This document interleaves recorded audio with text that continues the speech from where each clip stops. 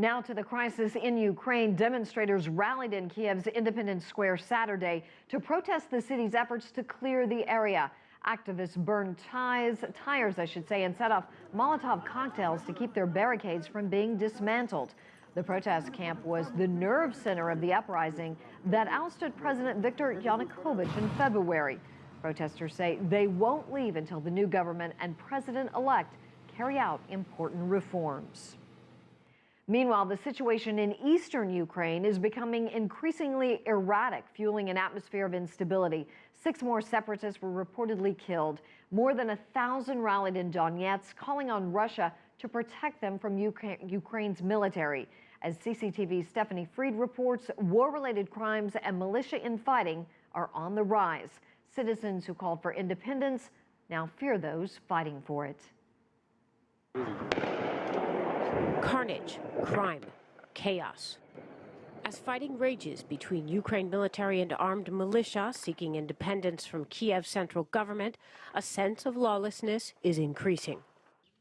Local militia looted this airport supermarket earlier in the week, prompting the Donetsk self-appointed leaders to clear the administration building of pro-independence militia camped here since March. In their stead, heavily armed Russian and Chechen members of the Vostok battalion. This is an administrative building, and it will remain an administrative building. It is not a headquarters for the revolution.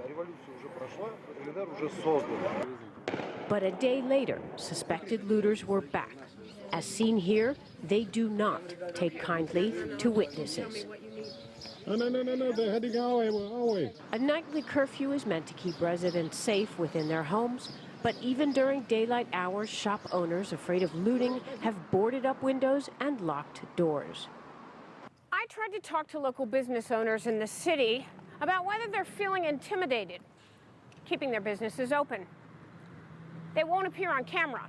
They're afraid that if they do, their places of business will end up like this. The Donbass hockey arena in Donetsk was vandalized, looted, and torched by pro-Russian rioters last week.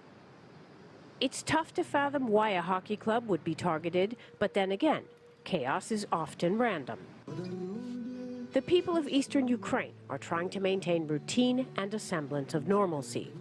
But the self-appointed leaders are new to the game of leadership, and a chain of command is murky.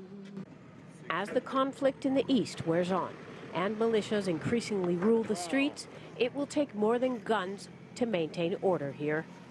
Stephanie Fried, CCTV, Donetsk, Ukraine.